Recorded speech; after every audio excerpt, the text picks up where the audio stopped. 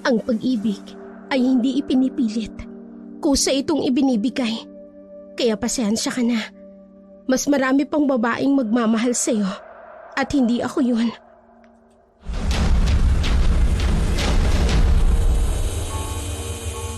Ay, sa wakas. Nasa mga kamay ko ng kwaderno. Ula ko, orasyon ang nilalaman nun. Kaya masarap ang luto niya dahil may itim siyang kwaderno.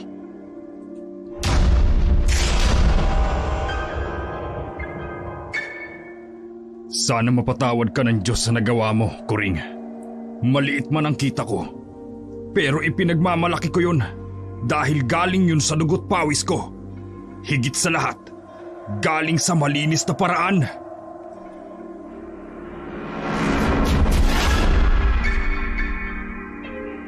Hindi, Hiraya.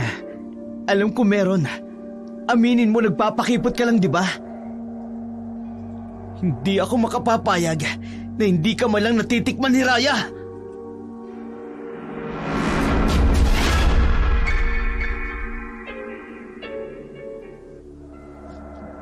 Dark Shadow, itago niyo na lamang po ako sa pangalang Mayari. Isa ako sa mga nakikinig ng inyong channel. At nahihilig ako sa mga totoong kwento ninyo tungkol sa mga aswang. Kaya naman, naisipan ko ring magbahagi ng aking kwento. Ang istoryang ibabahagi ko ay naganap noong ako ay 12 anyos pa lamang sa isang maliit na baryo. Nagsimula ang lahat. Kasama ko noon ang aking nakatatandang kapatid na si Hiraya. Mga suki! Bili na kayo ng lutong ulam ko. Itong bupis. Masarap ito. Sige na, bili na kayo. Doon kami kay Hiraya bibili. Mas masarap ang... Uy, ito naman. Sabi mas masarap ang luto ko kaysa sa babaeng yun. Kaya dito na kayo bumili sa akin. Mas masarap ang luto ni Hiraya. Kaya doon ako bibili ng sinigang. Walang iyang to. O sige, pumunta kayo roon. Doon sa babaeng ispasol na yon. Ay, nakakabuisit talaga. Bakit pa kasi dumating yung babaeng yan rito sa baryo namin? Naubusan tuloy ako ng customer. Malalaman ko rin kung anong sikreto mo, Hiraya. Malalaman ko rin.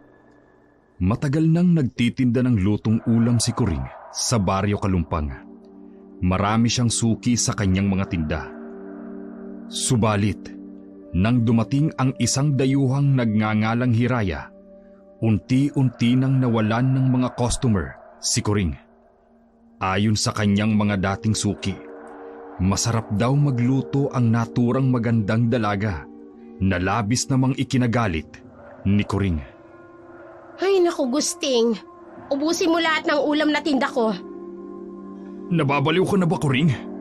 Gusto mo ba akong mamatay sa high blood? Ang dami-dami niyan. Puro pa karning baboy ang mga putahing niluto mo. Paano naman kasi? Kahit ipautang ko, ayaw ng mga suki natin dati. Mas gusto nilang kumain doon sa karinderya ni Hiraya. Mas masarap daw ang pagkain doon eh. Hindi naman natin pwedeng pagbawalan ng mga tao kung saan nila gustong kumain. Ang sabihin mo, may ginagawang kababalaghan niyang Hiraya na yan.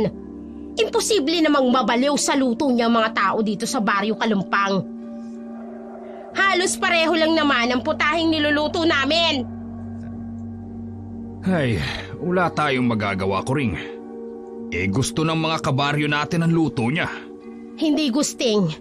Gumawa ka ng paraan para malaman kung anong gayumang inilalagay ng babaeng yon sa mga luto niyang ulam. Hindi pwedeng ganito. Malulugi tayo, mawawalan tayo ng hanap buhay. Pambihira ka naman oh. Anong gusto mong gawin ko? Pasukin ko yung bahay niya. Nasisiraan ka na ba ng ulo, Kuring? Bahala ka kung anong diskarteng gagawin mo. Basta, Gusting, gawan mo ng paraan para malaman ko kung anong sikreto ng babaeng yon. Ay, nako. Ewan ko sa'yo, Kuring. Kahit kailan ang dumi ng utak mo. Sa negosyo kasi, hindi talaga maiiwasang magkaroon ng kompetisyon. Nagkataon lang na masarap talaga siyang magluto. Hindi. May sikreto talagang babaeng yon. At aalamin ko yung gusting. Aalamin ko at patutunayan ko yan sa'yo. Ay, bahala ka nga. Ang tigas ng ulo mo. Hindi nagpaawat si Kuring sa kanyang asawang si Gusting. Pinagpipilitan niyang may ginagawang kababalaghan ang dalagang si Hiraya. Kaya't nahuhumaling ang mga tao sa kanyang mga luto sa buong baryo. Isang araw, hindi nagbenta si Kuring ng lutong pagkain. Sa halip, palihim siyang tumalilis sa gilid ng karinderya ni Hiraya upang alamin kung ano nga ba ang sikreto ng dalaga. Hiraya, pagbilan mo nga ako ng sinikong. Ay, ako rin, Bopis! Tinuguan naman sa akin. Hiraya, yung tinola sa akin, isang order. Isa-isa lang po. Pasensya na. Mag-isa lang po ako ngayon. Baka naman maubusan kami eh. Hindi po kayo mauubusan. Marami po itong niluto ko. May pangiti-ngiti pa tong babaeng to. Ay, sa akin. Ay, naku. Asarap talaga Kung ng hindi ko luto. pa alam, Amoy baka kung bango. anong gayumang inilagay niya sa mga niluto niya. Baka maubusan ako. Ayun, pumasok na siya sa kusina niya. Sisilip ako sa maliit na siwang. Ay, eto. Dito. Sisilip ako. Ang bango-bango ng mga luto niyo. Uy, totoo ba itong nakikita ko? May hawak siyang itim na kwaderno na parang may binabasa siya rito habang inilalagay na ang sangkap sa luto niya. Ay, sabi ko na nga ba, mangkukulam ang babaeng to. Kailangang malaman ito ng mga tao dito sa baryo namin.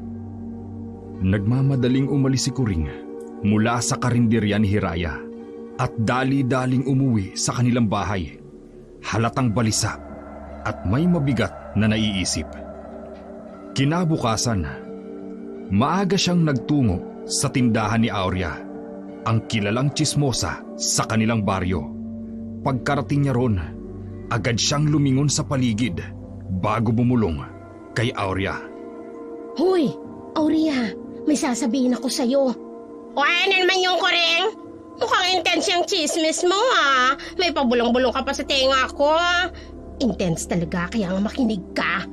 Ay siya, sige, sabihin mo na, madali lang ha. Kahapon pumunta ako sa karinderya niyang si Hiraya. Kasi alam mo na, nagdududa talaga ako sa babaeng yan. O tapos, sumilip ako sa siwang ng kusina niya. Naku, may nakita ko. O, ano naman ang nakita mo? Meron siyang itim na kwaderno at binabasa niya ito habang nagluluto siya. Parang orasyon. Oh, ibig mo sabihin, mangkukulam si Hiraya? Ay, ang ganda-ganda nun. Hoy, hindi mo ba napapansin ha? Hindi normal ang ganda niya. Tinaig pang artista. Abi, sobrang kinis ng balat. Sobrang puti, parang espasol. O, di ba hindi normal? At bakit meron siyang itim na kwaderno ha? Para sa yun. Ay, baka naman may lahi ang mga magulang, kaya ganyan siya kaganda. Ito naman. At bakit nga meron siyang itim na kwaderno? Para sa yun. Yun ang hindi ko alam. Di ba, sabi ko sa'yo, may kakaiba sa babaeng yan eh. Dapat malaman ng mga kabaryo natin yung kababalaghang ginagawa ng babaeng yan bago pa mahuli ang lahat. Ay, tama ka, Kuring. Dapat malaman ng mga tao sa atin para mapigilan siya. Agad na tumangutango si Kuring bilang pagsang-ayon kay Aurea. Yun talaga ang plano niya. Ang ibulong kay Aurea ang kanyang nakita. Dahil alam niyang hindi mapipigilan ng tsismosa ang kakatihan ng dila nito. Siguradong ikakalat ni Aurea ang balita sa buong baryo. Samantala, kasalukuyang nagsasara ng tindahan ang magkapatid na sina Hiraya at Mayari nang mapansin nila ang mga bulong-bulungan ng mga taong dumaraan. Napatitig sa isa't isa ang dalawa. Unti-unting sumeryoso ang mga mukha. Ate, naririnig mo ba yun? Oo, Mayari. Tayong pinag-uusapan nila. Kakaiba rin ang mga titig nila sa atin. Parang natatakot at nagdududa. Hayaan mo na sila. Ipagpatuloy na lang natin ang pagsasara ng tindahan natin. Baka may naninira sa atin, ate. Kung meron man, hindi natin kasiraan yun. Siyang sumisira ng sarili niyang pagkatao. Halika na, pumasok na tayo sa loob. Ano bang gusto mong ulam? Ipaghahanda kita. Gusto ko yung igado na maraming sili. Yes, boss. Sarapan mo, ate, ha? Kailan ba ako nagluto ng hindi masarap? Masayang pumasok sa loob ng kanilang bahay kubo ang magkapatid. Hindi na nila pinansin ang kakaibang mga titig at bulungan ng mga tao. Para sa kanila, wala naman silang ginagawang masama, kaya wala rin silang dapat ikatakot. Kinabukasan, maagang nagbukas ng karinderya sina Hiraya at Mayari. Kahit na ipinagkalat ni Orya ang tsismis tungkol kay Hiraya, marami pa rin ang dumadayo at bumibili sa kanilang karinderya. Samantalang kay Kuring, iilan na lamang ang suking lumalapit. Muli na namang umusok ang bumbunan ni Kuring sa inis. Hindi na niya napigilang magalit at magparinig ng kung ano-ano sa loob ng kanilang karinderya. Sakto namang naroon ang kanyang asawang si Gusting na agad nakaramdam ng papalapit na sigalot. Iba talaga kapag hinahaluan ng gayuma ang pagkain. Maraming nahuhumaling. Hoy Kuring, magtigil ka nga dyan at nakakahiya ka. Ay, bakit naman ako mahihiya? Totoo naman ang sinasabi ko. Palibasa ang isa dyan, gumagamit ng gayuma at ng kademonyohan. Kaya naman maraming bumibili sa karinderya niya. Tama na nga sabi Kuring, pinagtitinginan na tayo ng mga Ay, mas mabuti yun para malaman nilang totoo. Hoy, kayo, huwag kayong bibili sa tindahan ng babaeng yan. Nilalagyan ng gayumang pagkaing luto niya. Kaya naman kayo nahuhumaling. Tama na nga, Kuring! Ha! Hindi mo na matanggap na mas masarap ang luto sa'yo ni Hiraya! Hoy! Bading! Hala! Walang hiyang to? Ha! Saan Ako punta na nga tayo? itong nagmamalasakit. Ako pang pinapalabas mong masama, bakla! Ha! Totoo naman na! Inggit ka! Magtigil ka! Kahit kailan hindi ako naiinggit sa babaeng yan. Magtigil ka na nga Eh, ang sabi Kuring. ginagawa mo, hindi mo yung kaingitan! Bakla! Ha! Taba! Ay, bakla na walang ligo-ligo! Hay! Naliligo ako, ano? Ikaw nga! Hindi mo nukuskus yung mga kilikili mo kasi ang laki ng... Ano ba? Hoy! Tama na! Magtigil ka na nga sabi Kuring. Tingnan mo, nag-aalisa na tuloy ang mga customer natin. Ay, paano kasi? Ginagayuman ng babaeng yan. Aswang yan eh. Mangkukulam pa! Sabi nang tumigil ka na! Ang kanyang asawa, panay ang parinig ni Kuring kay Hiraya kahit nasa harap ng maraming tao. Samantala, pinili na lamang ni Hiraya ang manahimik at patuloy na magsilbi sa kanyang mga customer. Isang bagay na lalong nagpainit ng ulo ni Kuring. Kinahapunan, humupa na ang dagsa ng mga mamimili at halos ubos na rin ang mga paninda ng magkapatid. Hindi na napigilan ni Kuring ang sarili. Dumiretso siya sa karinderya ng mga ito at sa tindi ng galit ay parang umuusok ang kanyang mga ilong. Agad na nakaramdam ng takot ang batang si Mayari. Nang makita si Kuring, ramdam niya ang bigat ng presensya ng babae na waring may itinatagong bagyo sa dibdib. Ate, huwag kang matakot, Mayari. Nandito si ate. Hoy! Hiraya! Kung ano man ang ginagawa mong kababalaghan dito sa Baryo Kalumpang, abay itigil mo na! Alam kong may inilalagay ka sa mga iniluluto mong pagkain, kaya nahuhumaling ang mga tao! Wala po akong alam sa sinasabi mo, Aling Kuring. Wala po akong ginagawang masama. Uy, sus! Nagmamaang-maangan ka pa kunyari, ano? Kunyari ka pa na mabait. Hindi mo magagamit sa akin yung maganda at maamo mong mukha. Alam kong may itinatago kang kulo. Pakiusap po, Aling Kuring. Umalis na po kayo. Natatakot na po ang kapatid ko. Hoy, ito ang tandaan mo, Hiraya, ha? Malalaman ko rin ang sikreto mo at ilalantad ko yun sa mga tao. Akala mo ba, hindi ko nakitang itimong kwaderno na ginagamit mo habang nagluluto ka? Nagtungo kayo sa bahay namin? Abay, oo! Kitang-kita ng dalawang mga mata ko na may hawak ang itim na kwaderno habang nagluluto. Ano, ha? Ano yung nasa itim na kwadernong yon? Naglalaman ba yun ng mga orasyon? Mangkukulam ka ba? Hindi po ako mangkukulam. At sa pangalawang pagkakataon, nakikiusap po ako. Umalis na po kayo. Tigilan niyo na po kami sa pambibintang niyo sa amin. Dahil wala po akong ginagawang masama. Di mo ako maloloko. Kung naloloko mo yung mga tao rito sa Baryo Kalumpang, aba ako hindi. Wag ako! Tandaan mo yan! Galit na galit si Kuring kay Hiraya at patuloy itong pinagbibintangan ng kung ano-ano. Hindi siya tumigil sa paninira at paninita hanggang sa wakas ay umalis din siya sa karinderya. Doon lamang nakahinga ng maluwag ang magkapatid dahil sa tensyon at pagod sa nangyari. Napagdesisyonan nilang magsara ng tindahan ng mas maaga kesa karaniwan. Samantala, kinabukasan, sa bahay ni Kuring, dumating ang panganay na anak nitong si Bonifacio. Halatang galing sa malayong biyahe, bit-bit ang mabigat na bag. Ay, Bonifacio, anak! Nay. Mabuti naman at umuwi ka na galing Maynila. Hindi ka man lang nagpasabi. Di sana, nasundo ka namin sa pantalan. Mano po, inay? Ay, kaawang ka ng Diyos, anak. Aba, mukhang marami kang dalang pasalubong, ha? Nakaipon po ako ng konti kaya medyo marami ako nabili. Si Itay ho, nasaan? Ay, nasa laot yun. Namamalakaya. Mamaya pang uwi noon, mga 5 ng hapon. Nako, makakatikim pala ako ng presko isda nito.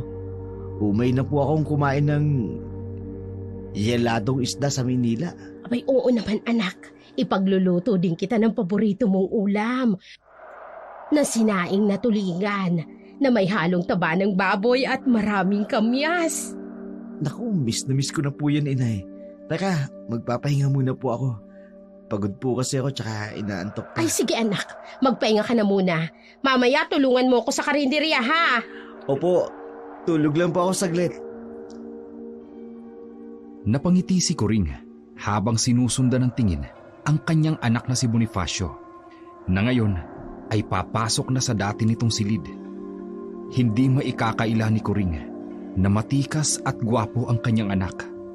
Marami ring kababaihan sa kanilang baryo ang nahuhumaling kay Bonifacio. Subalit, sadyang pihikan ito pagdating sa pagpili ng babae. Dahil dito, naisip ni Kuring na baka makatulong kung isasama niya si Bonifacio sa pagtitinda sa karinderya. Baka sakaling makahatak sila ng mas maraming customer gamit ang gandang lalaki ng kanyang anak. Grabe ang ugali ni Aling Kuring, ate. Kung ano-ano masasamang salita ang sinabi niya sa atin. Hayaan mo na. Kung papatulan pa natin, baka mas lalo lang lumaki ang gulo.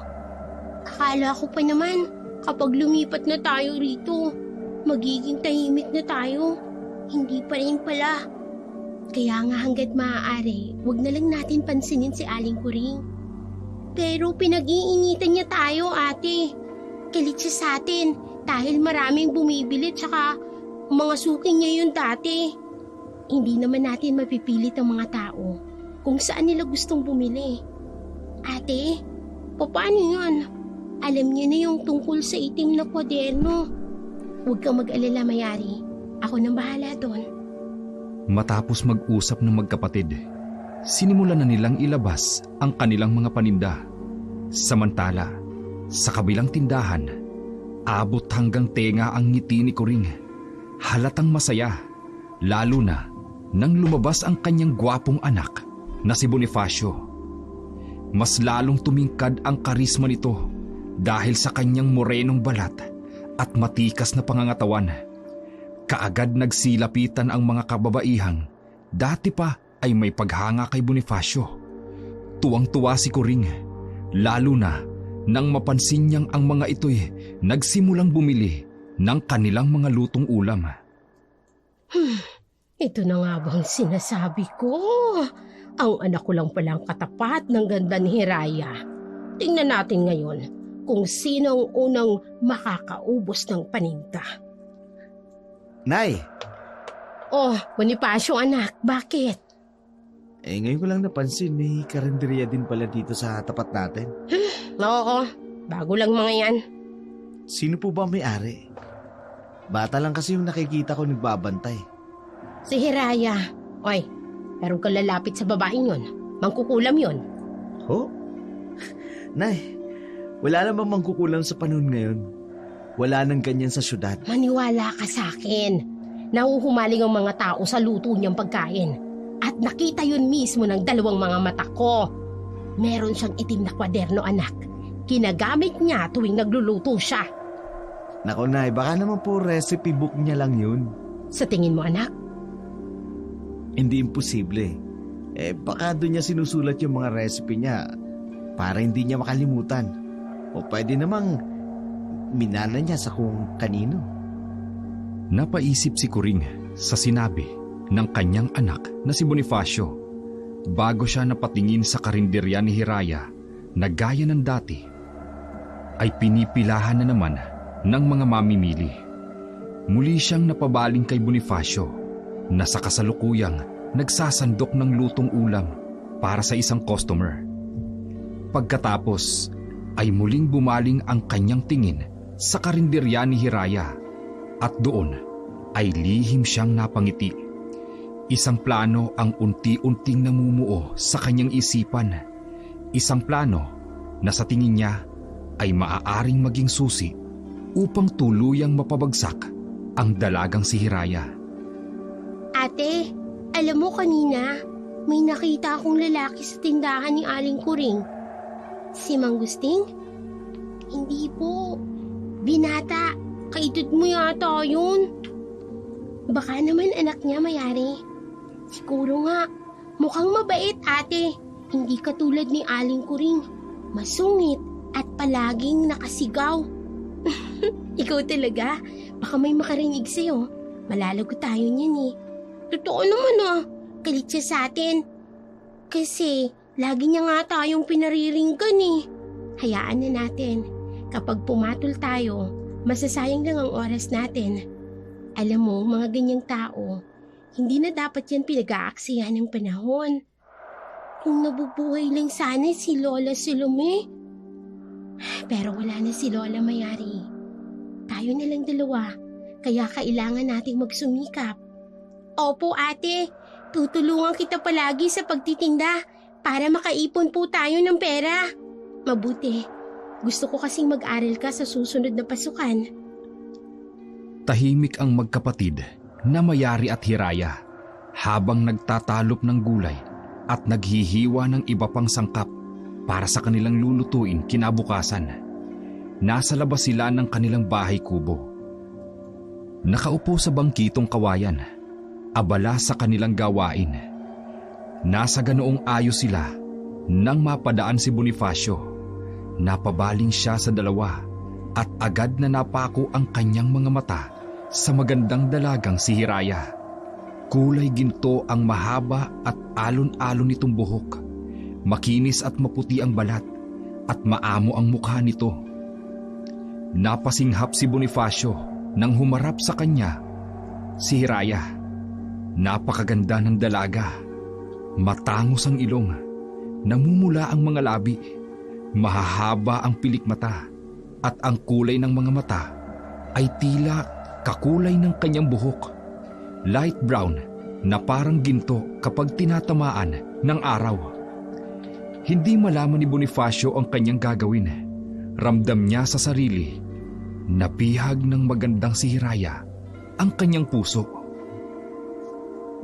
Nay, hindi niyo man lang po nababanggit sa akin na may napakagandang babae palang nakatira dyan sa tapat natin.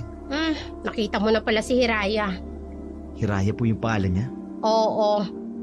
Yung batang nakita mo, kapatid niya yon, si Mayari. Nay, napakaganda niya. Para siyang diwata. Daig pa niya ang ganda ni Liza Soberano. Ay, sus mi naman ang OA mo, Bonifacio. Para ka ring ama mo. Gandang-ganda sa mangkukulam na yun.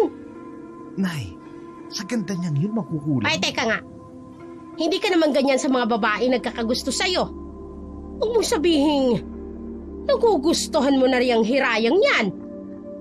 Wala naman sigurong masama, hindi ba? Wala naman siguro siyang kasintahan. Mukhang wala naman akong nakikita. Kung ganun, pwede akong umakyat sa kanya ng ligaw, Nay. Bahala ka. Kung gusto mo, di wala naman akong magagawa. Susubukan ko maligaw sa kanya, Nay. Sisiguraduhin ko, mapapasagot ko siya. Lihim na napangiti si Coring nang marinig ang determinasyon ng kanyang anak na si Bonifacio na ligawan si Hiraya. Bahagi talaga iyon ng kanyang plano at mataas ang kumpiyansa niya na magiging epektibo ito. Alam niyang hindi matatanggihan ng sinuman ang gandang lalaki ng kanyang anak. Sigurado siyang magugustuhan din ito ni Hiraya, katulad ng pagkagusto ni Bonifacio sa dalaga. Kinaumagahan, maagang pumunta si Bonifacio sa harap ng karinderya ng magkapatid. Gaya ng nakasanayan, si Mayari ang nagbabantay. Kagad niyang nilapitan ang bata at sinadyang kunin ang atensyon nito. Ngumiti si Bonifacio at magiliw na kinausap si Mayari na tila nagulat pa sa paglapit niya. Bibili ka po ba ng pagkain? Oo, gusto ko lang subukan tong luto ninyong adobo. Pwede mo ba akong pagbilan ng isang order? Sige po, sandali lang Iti-take out niyo po ba? Hindi. Dito na ako kakain. Sige po. Nasaan nga pala ang kapatid mo? Bakit mo po hinahanap ang ate ko? Kasi... Mayari, heto na yung bagong lutong kare-kare. Ate, hinahanap ka niya. Ha?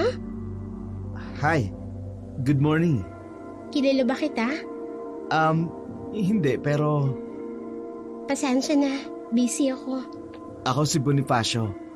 Anak ako ni Coring at ni Gusting. Yang karinderya dyan sa tapat ninyo? Ako si Hiraya. Kapatid ko naman si Mayari. Nakita ko kasi kayo kahapon Nakita mo rin ba ako, di ba? Nahiya lang kasi akong lumapit kasi may ginagawa kayo.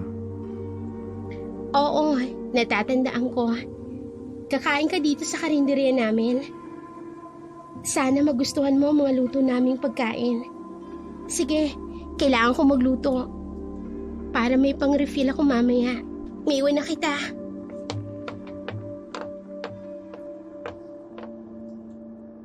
Nangingislap ang mga mata ni Bonifacio habang sinusundan ng tingin si Hiraya. Napakaganda talaga ng dalaga, lalo na sa malapitan. At higit pa ron, napakabango ng kanyang natural na halimuyak para kay Bonifacio. Lalo itong nagpalalim sa damdaming unti-unting namumuo sa kanyang puso. Nang ihahain sa kanya ni Mayari ang adobong luto ni Hiraya, agad niyang tinikman ito. Sa unang subo pa lang, nahalina na siya. May kakaibang sarap ang putahe, parang may mahika. Isa itong uri ng pagkain na hindi mo matatalikuran, na uulit-ulitin mo at babalik-balikan kahit pa hindi mo maintindihan kung bakit. Napakaganda niya, inay. Napakasarap ng luto niya. Grabe. Hindi ko akalain na malalab at first sight ako ng ganito sa kanya. Hoy, Bonifacio, para kang timang dyan. Nakausap mo man lang ba na matagal ang babaeng yon?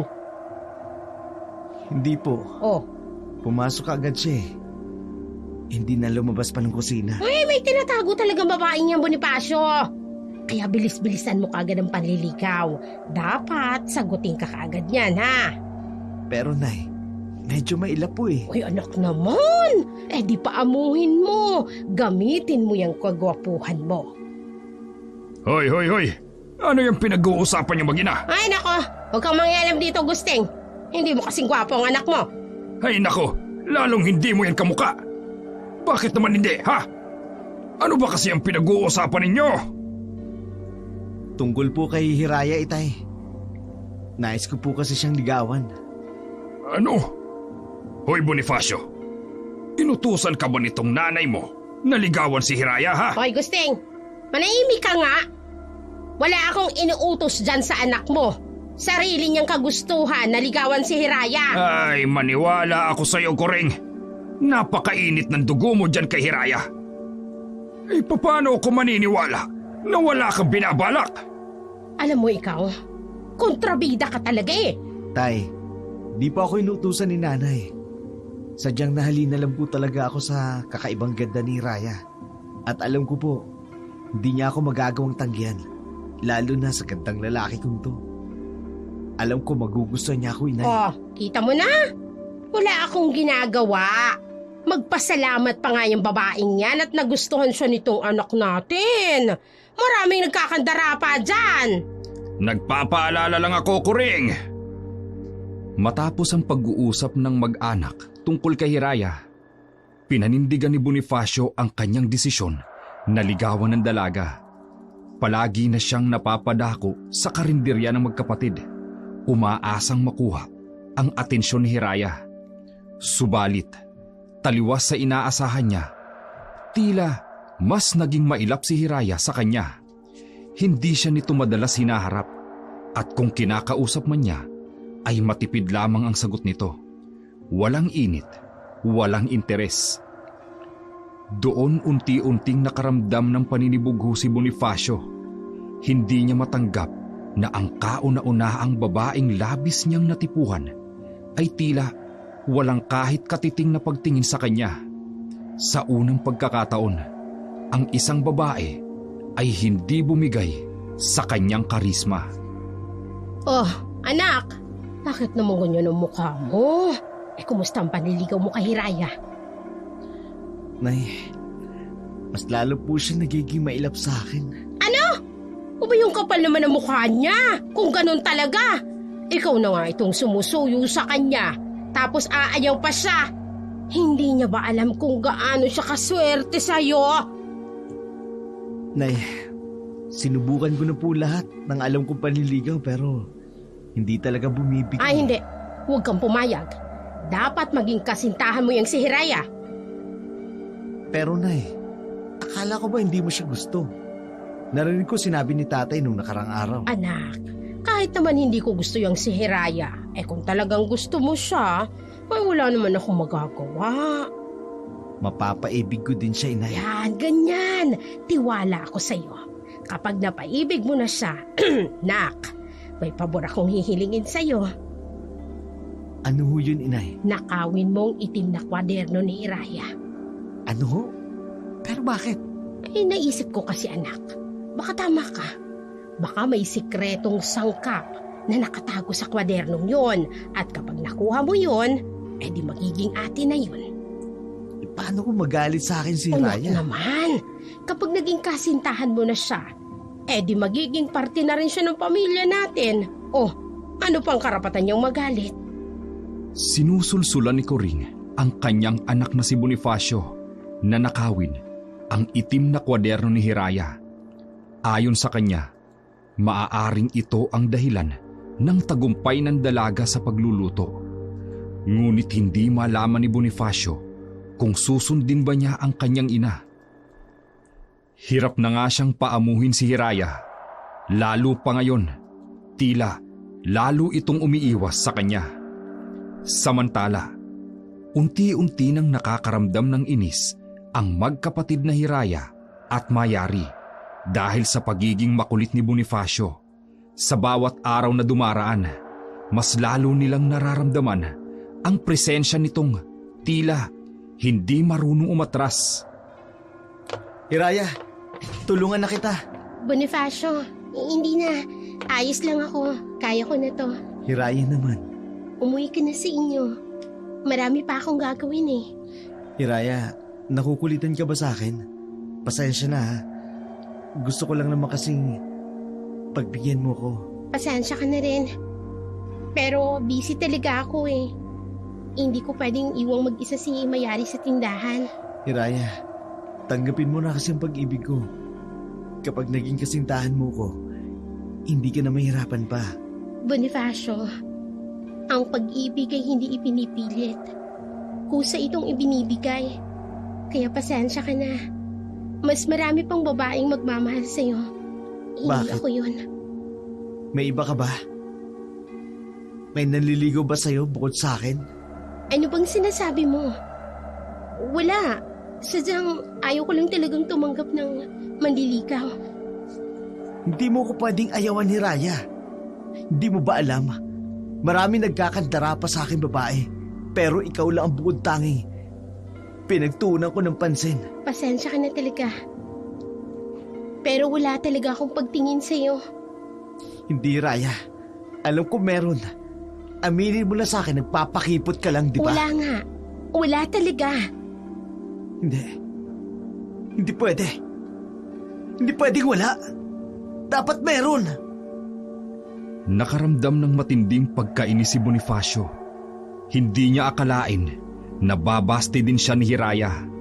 Dahil sa sama ng loob, dumayo siya sa inuman at tuluyang nilunod ang sarili sa alak. Habang lumalalim ang gabi, unti-unting humalo sa kanyang lungkot ang galit. Si Hiraya, ang kauna-unahang babaeng umayaw sa kanya, at tila naging insulto yun sa kanyang pagkalalaki. Samantala, pauwi na si Bonifacio at pasuray-suray sa kalasingan nang mapadaan siya sa harap ng bahay kubo ng magkapatid. Napahinto siya nang makita si Hiraya sa labas. Nakayuko habang nagsisiga ng apoy. Sa liwanag ng apoy, lalo pang naging kahali-halina ang dalaga sa kanyang paningin. Napakaganda mo talaga, Hiraya. Para kang diwata sa ganda. At hindi ako papayag na hindi ka maging akin. Hiraya! Oh, Bonifacio, anong ginagawa mo dito? Gusto lang naman masilayan ng mapang-akit mong ganda eh. Lasing ka. Umuwi ka na. Hindi. Dito lang ako. Hindi ako payapa na hindi ka malang natitikman ni Hiraya. Sino ba?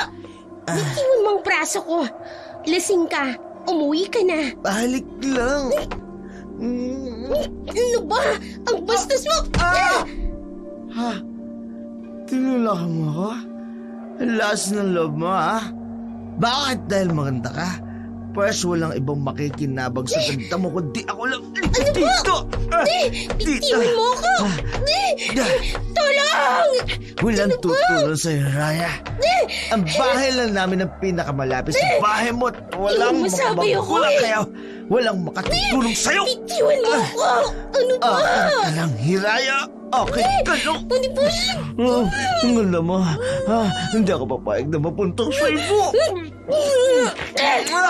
Bitiwan mo ako, bastos ka! Kailangat mo ang labi ko! Walang hiya ka! Bitiwan mo ang ate ko! Ay, may pamampas na matigas na bagay sa ulo ko. Nagdindil ang mga palagin ko. Mayari, pinalo mo siya sa ulo ng kahoy. Nawalan siya ng malay. Ate, tumutuko ang ulo niya. Tingin mo, patay na siya? Hindi ko alam. Halika, pumasok na tayo sa loob. Bilisan mo na. Opo, ate. Ang bastos niya. Pinagtangka ang kanyang gahasain. Katulad din siya ng ibang mga lalaki, Mayari. Wala siyang pinagkaiba sa kanila. Matapos ang masalimuot na tagpong iyon, iniwan ng magkapatid ang walang malay na si Bonifacio at kaagad silang pumasok sa kanilang bahay kubo. Kinabukasan, nagising na lamang si Bonifacio na napapalibutan ng mga tao. Lahat ay nagkakagulo at tila hindi alam ang gagawin. Agad na sumaklolo ang kanyang ina at nang makita ang kalagayan ng anak, naging hysterical ito sa sobrang pag-aalala. Nagtanong ang mga tao kung anong nangyari, ngunit hindi kaagad nakapagsalita si Bonifacio. Sa halip, nanatili siyang tahimik. Tila binabalikan sa isip ang mga pangyayari ng gabing yun. Anak, ano ba nangyari? Bakit nasa bakuran ka ng magkapatid na yon? May dugo ka pa sa ulo mo. Ano? Nay, kasi... Kasi ano? Magsalita ka! Ang naalala ko, uminom ako kagabi tapos pauwi na ako tapos nakita ko si Raya sa labas ng nagsisiga. Nawala na ako ng kontrol sa sarili ko na pinagtangkang ko siyang kasahin tapos pinalo ako ng kahoy sa ulo ni Mayari. Kaya nawalan ako ng malay. Ano? Nay, paano kung magreklamo sila kay Kapitan? Ay, hindi anak. Uunahan natin sila. Hindi pwedeng mabahira ng pangalan mo at ang pamilya natin. Kung may dapat mang lumabas na masama rito, yung magkapatid na yon. Aba, magre-reklamo tayo. Ano pong gagawin natin, Inay? Ako nang bahala. Huwag kang mag-alala. Ipaubaya mo sa akin. Kaagad na kumilos si Kuring. Agad siyang lumapit sa kumpulan ng mga tsismosa at doon ay nag-iiyak na parang isang kaawa-awang ina. Kunwari labis na nag-aalala sa kalagayan ng kanyang anak. Anong sinabi mo, Kuring? Hinampas sa ulo ni Hiraya si Bonifacio? Hinampas niya sa ulo ang anak ko dahil hindi siya gusto ni Bonifacio. Nagalit siya kaya yun. Sinaktan niya ang kawawa kong anak. Grabe naman pala ang galing ni Raya. Kawawa naman si Bonifacio. Mabuti na nga lang, hindi napuruan ang anak ko dahil kung hindi. Hoy, nakoy, tahanan ko rin. Dapat managot ang desperadang yan sa ginawa niya kay Bonifacio. Tama! Ay, tama. Maraming salamat at nauunawaan niyo ako bilang isang ina. Ay, mga kasama, halika kayo. Pupuntahan natin ang bahay ng desperadang babaeng yan. Ay, tara! Tara! Ay, hindi niyo ako. Lihim na napangiti si Kuring nang mapansin ang galit ng mga tao na unti-unting nababaling kay Hiraya. Hindi nagtagal, tinahak ng mga tao ang landas patungo sa bahay kubo ng magkapatid at nagsimulang magsigawan. Tinatawag si Hiraya at Mayari upang lumabas ng kanilang tahanan. Hiraya! Lumabas ka dyan! Raya! Lumabas ka! Lumabas! Grabe ginawa mo sa kay Pogi niya! Ano? Bonifacio ko? Ate, may mga tao sa labas ng Hiraya! bahay natin. Lumabas ka dyan! Ano ba to? Lumabas! Ano bang nangyayari? Bakit galit na galit sila? Ay, lumabas sabi kayo dyan! Hindi ko rin alam, ate. Baka dahil kay Bonifacio. Hoy! Baka nga mayari. Lumabas ka dyan, Desperada! Muntik mo lang mabasay si Bonifacio! Ay, labas! Hindi ka pa marunong tumanggap ng katotohanan na ayos sa'yo ng tao! Lumabas ka dyan! Pagpapatuloy namin ang bahay niyo! Warapin mo kami! Pinaliktad ni Bonifacio ang kwento. Ako ang pinalabas ng nagkakandara sa kanya. Sabi ng labas! Mga kasama! Batuhin ang bahay! Buti pa nga, paulan na ng batuhan! Batuhin! Batuhin natin! Paulan na ng bato yan! Batuhin! Huwag kayong tumingin! Labas kayo! Pinabato na nila ang bahay natin! Bilisan nyo! Batuhin lang ng batuhin! Kahit anong mangyari, hindi tayo lalabas mayari. Mga kasama! Paulan na yung Batuhin! Yes! Batuhin dyan yung batuhin! Bilisan nyo! Ate, Huwag kayong natatakot ako. tumigil! Magkukulang! Huwag kayong tumigil! Lubayan niyo kami! Wala akong ginagawang masama kay Bonifacio! Pinagtangkaan niya akong gahasain! Pinagtanggol ko lang ang sarili ko! Nako! Sinungaling na babae! Ang kapal naman ng mukha mo! At sino ka naman para magkandara pa sa iyong anak ko? Mga kabaryo! Alam niyo ba ha? Mangkukulam ang babaeng yan kaya masarap ang luto niya. Dahil may itim na kwaderno at sa hula ko, orasyon ang nilalaman nun. Uy, tama! Magkukulang! Ay, Dapat talaga! palayasin niyo dito sa Dapat baryo palayasin natin! yan dito sa baryo Kaya naman pala natin! sarap-sarap ng luto! Magkukulang pala! Kaya sige, Palayasin natin ang babae yan dito sa baryo natin. Dahil salot yung magkapatid na yan! Ate, anong gagawin natin? Nilalaso ni Aling ko rin ang utak ng mga tao. Ate, ang itim na kwaderno. Nasa akin na mayari. Kapag nagpumilit sila, wala tayong magagawa, kundi ang umalis at tumakas. Pero ate, saan tayo pupunta? Mga sala! Ang kapatid na to, lumabas kayo dyan! Lumabas! Ano ba? Ay, ang mabuti pa, sunugin natin ang bahay! Tama? Sunugin na! Sunugin na yan! Ate, sa likod bahay tayo dadaan. Halika na! Ganyan nga! Sunugin mo! Ate, ang bahay natin, unti-unti nang nasusunog. Halika na, mayari. Sa likod bahay tayo dadaan. Halika na! Tayo na! Sunog sila! Sunugin! Mamatay kayo dyan! Mamatay kayo! Ate, ang bahay natin, unti-unti nang nasusunog. Halika na, mayari. Sa likod bahay tayo dadaan. Tayo na! At saan kayo pupunta, ha? Napatigil ang magkapatid nang tumambad sa kanila si Kuring na may hawak na matalim na itak. Nasa likod bahay sila ng tahanan ng magkapatid at abala ang mga tao sa pagtatapon ng gas sa bahay kubo upang tuluyan na itong tupukin ng apoy.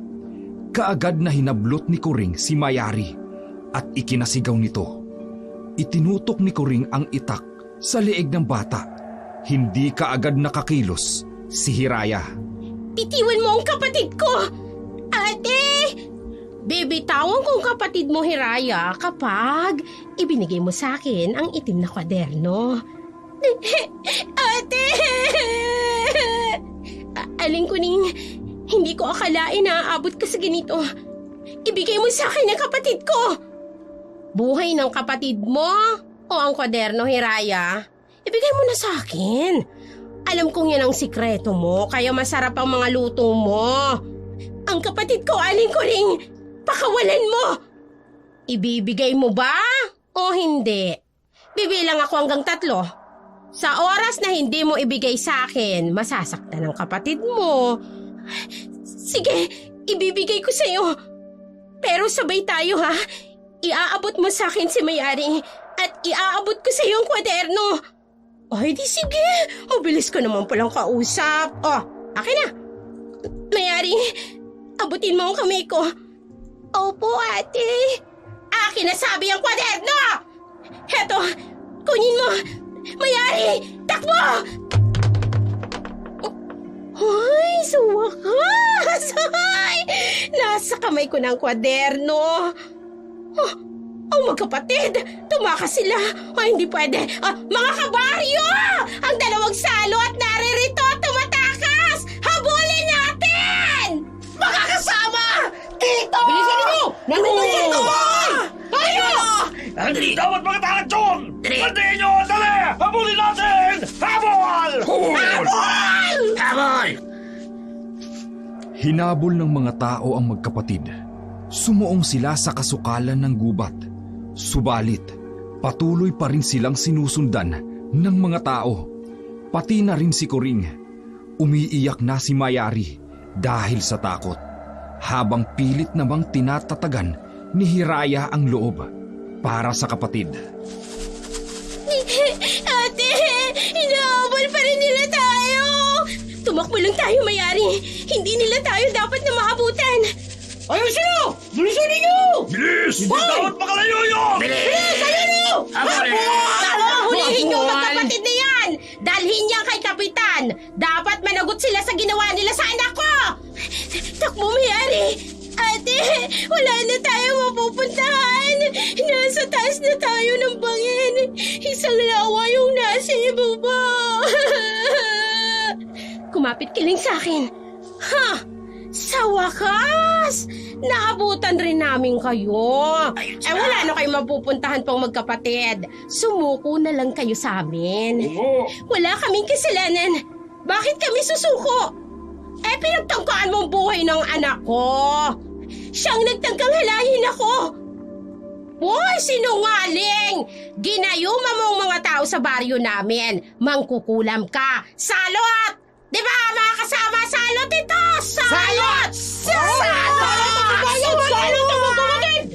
Sa ating dalawa, Aling Kuring, sino ang mas asal mangkukulam?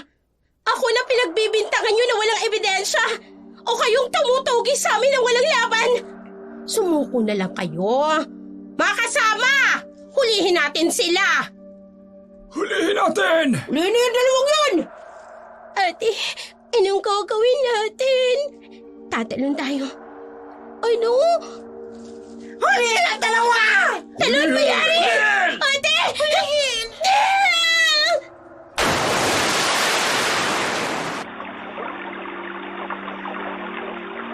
Ha! Tumalon sila sa bakyan! Hayaan niyo naman luno na mga yun! Sa ilalim ng lawa! Hoy, mamatay na yung mga yun. Sigurado yun. Lalim yun eh. Ay, sa wakas. Nawala ka na rin sa landas ko, Hiraya. At nasa akin pa ang itim na kwaderno mo. Matagumpay na ngumiti si Kuring nang mawala sa kanyang paningin ang magkapatid. Naisip niya, sa wakas, wala na siyang karibal sa pagninegosyo sa kanilang baryo. Samantala, hapong-hapo ang magkapatid nang umahon mula sa malalim na lawa.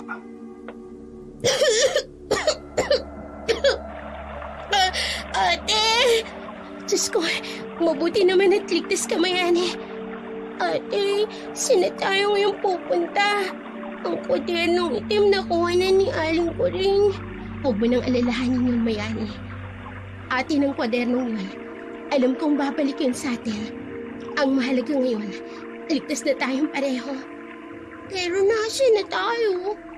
Sa bundok, katulad ng dati. Mas mabuti na rin siguro na lumayo na lang tayo sa mga tao, ate. Oo, Mayani. Tama ka. Sa mga oras na yun, nag-uumapaw sa puot ang puso ng magkapatid dahil sa kanilang sinapit sa kamay ng mga taga-baryo Kalumpang. Samantala, masayang-masaya si Kuring nang makauwi sa kanilang bahay. Agad naman itong napansin ni Gusting. Kuring, wala ka na ba talagang puso? Bakit mo naman ginawa yun sa magkapatid? Oy, bakit? Parang kumakampi ka pa sa mangkukulam na yon. Oy, Gusting, muntik nang mamatay ang anak mo dahil doon kay Hiraya. Dahil ginawa niya ng masama, pinagtanggol lamang ni Hiraya ang sarili niya. Talagang kumakampi ka sa kanila? Tingnan mo nga yung sinapit ng anak mo. May sugat sa ulo. Mabuti na lang buhay pa. Hindi sapat yan upang sunugin at ipagtabuyan mo sa baryo ang magkapatid. Gamit ang kasinungalingan mo. Nako, mabuti na rin yun. Para mawala ang salot dito sa baryo natin. Sila ba talaga ang salot, Kuring? O anong ibig mo sabihin? Hindi na kita kilala, Kuring. Masyado ka ng binulag ng inggit kung ano-ano ng kasamaan ang ginagawa mo. Hoy! Saan ka pupunta? Gusting! Magpapalaot! Mas mabuti doon! Ba't walang Tahimik! iyak to? Hoy! Bumalik ka rito! Gusting! Kahit anong tawag ni Kuring, hindi na muling bumalik ang kanyang asawa. Kaya't hinayaan na lamang niya ito. Sa araw ding yun, binuksan niya ang itim na kwaderno at laking gulat niya nang matuklasang isa pala itong recipe book. Lahat ng reseping naroon ay ang mga niluluto ni Hiraya. Sa sobrang excitement, kaagad siyang nagluto at sinunod ang lahat ng nasa kwaderno. Sa isip niya, ito na ang magiging daan upang umasenso sila sa buhay. Naku, Kuring! Napakasarap ng luto mo. Kasing sarap ng luto ni Hiraya. Ay, nako, mas masarap pa sa kanya ang luto ko, ano? Kaya sige na, bumili na kayo at magluluto ako ng marami. Uy, talagang bibili ako. Papakyawin ko na itong pinakbet. Abay, napakasarap ng luto mo, Kuring! Oy, ako rin. Minsan na tayo Teka lang, nag-away, no? hindi Pero kayo may ba't na mauubusan. tayo? Huwag kayong mag-alala.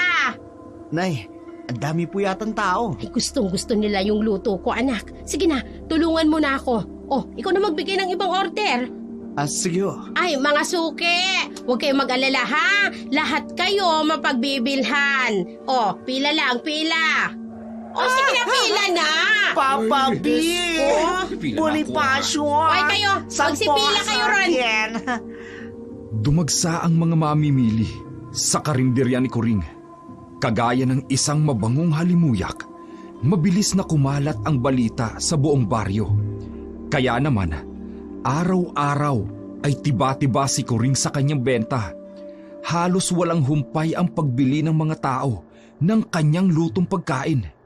Kaya't kaagad niyang pinaumpisahan ang pagpapaayos ng kanilang bahay. Ay, Kuring, nakapagtataka naman yata. Bakit biglang dumagsa ang mga customer natin? Halos hindi na sila nagluluto sa bahay nila. Araw-araw dito sa atin bumibili ng pagkain. Hoy, ayaw mo ba nun?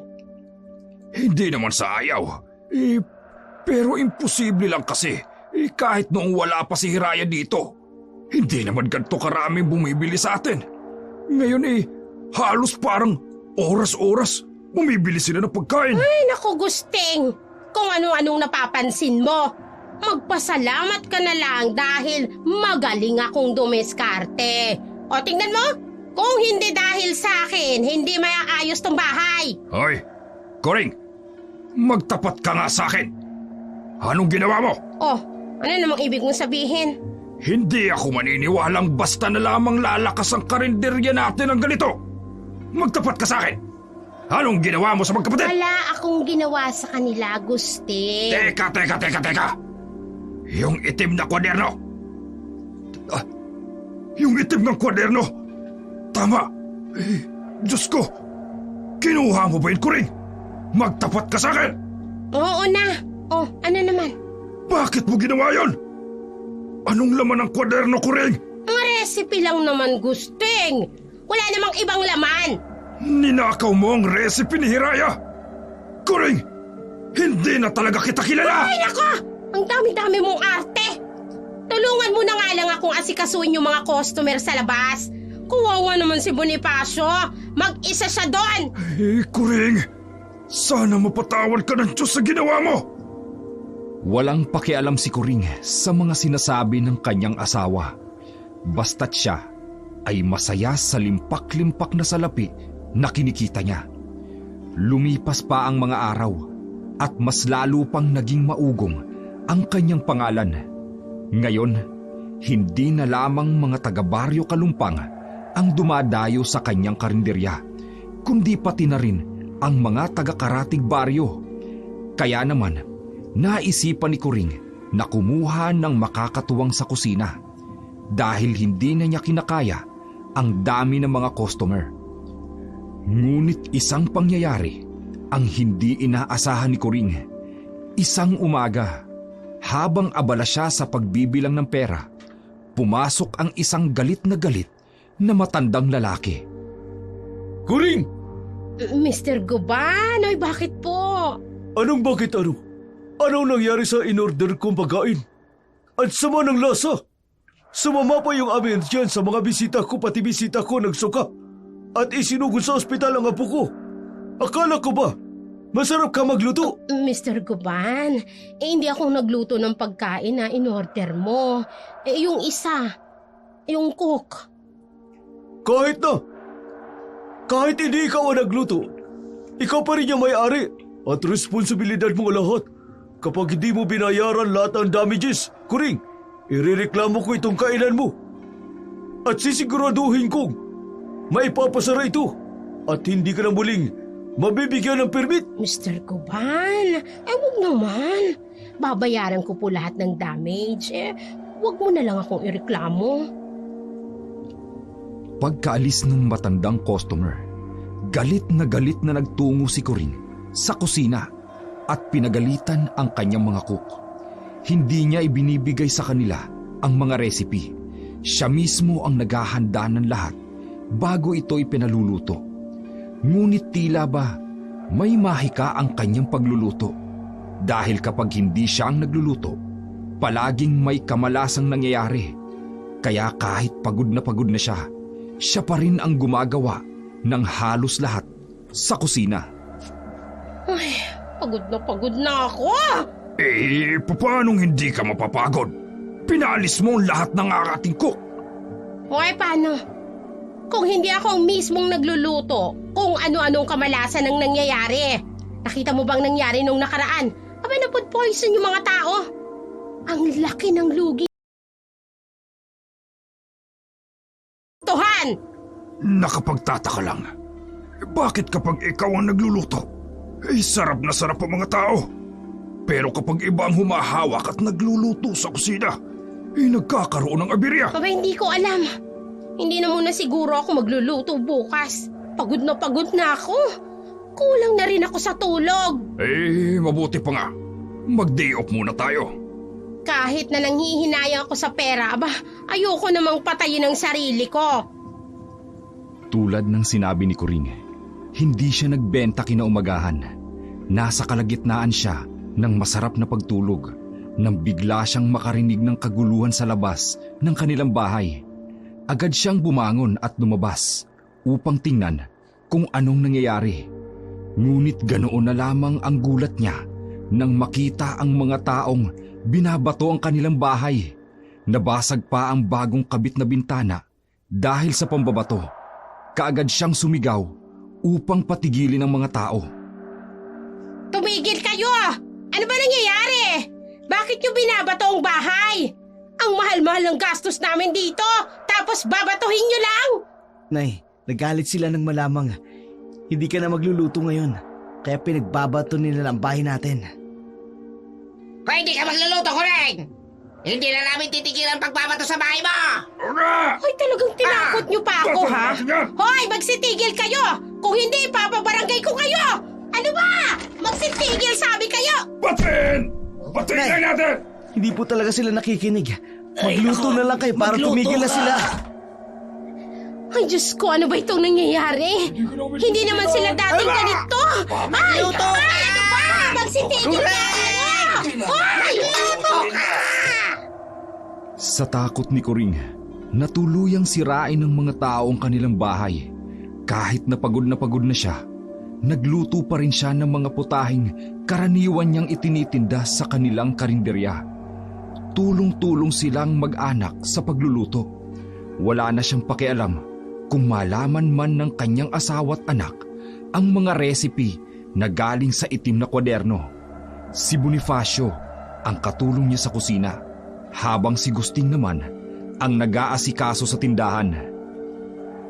Buong maghapon, yun lang ang ginawa nila. Kaya naman, pagdating ng gabi, para na silang mga lantang gulay, pagod at gutom na gutom dahil wala na silang oras para huminto at kumain.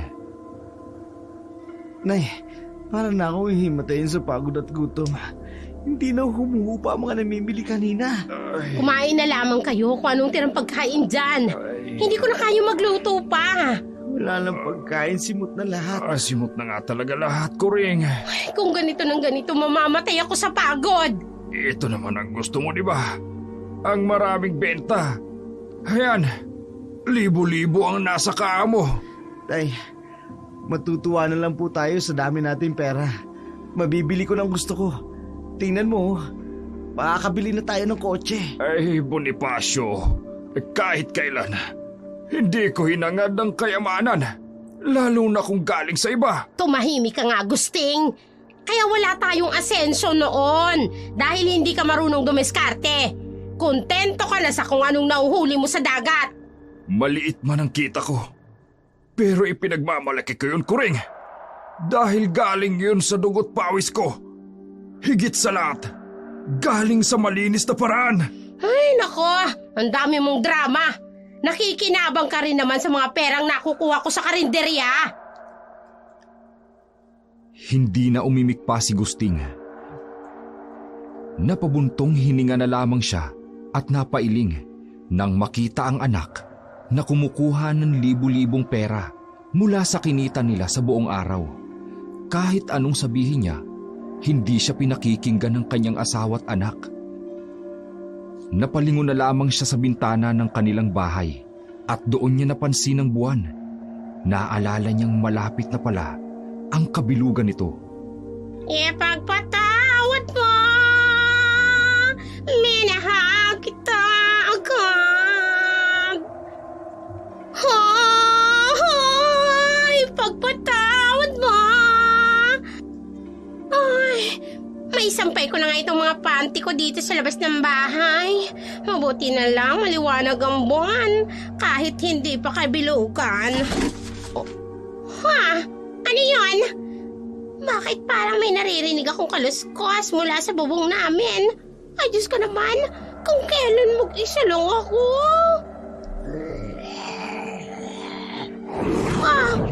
Hindi. Anong klaseng nilalang ang nakikita ko? Parang halimaw. Ang haba ng kuko at ang pangil. Namumula ang mga mata. Hindi! Aswang! Tulong! Tatakbo ako! Aray ko!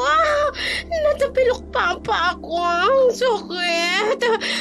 Hindi! Ang aswang! Naririyan na siya! Dadambayin niya ako!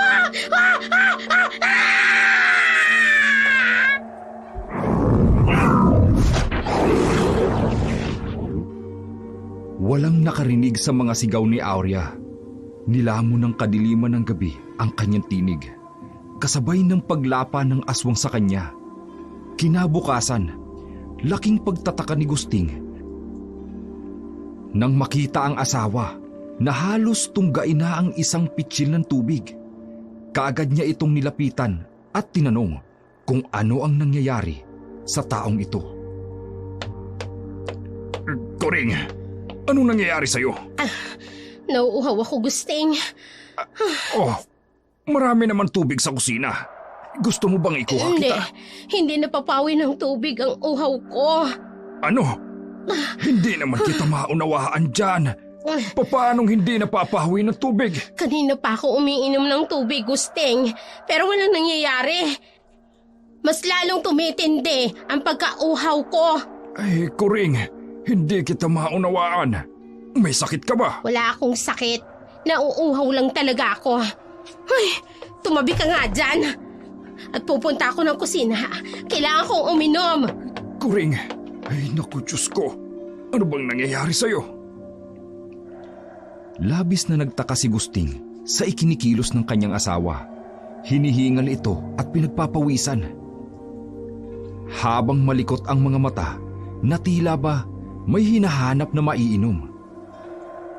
Sinundan niya ito papunta sa kusina at nang hilakbot siya, sa kanyang nakita.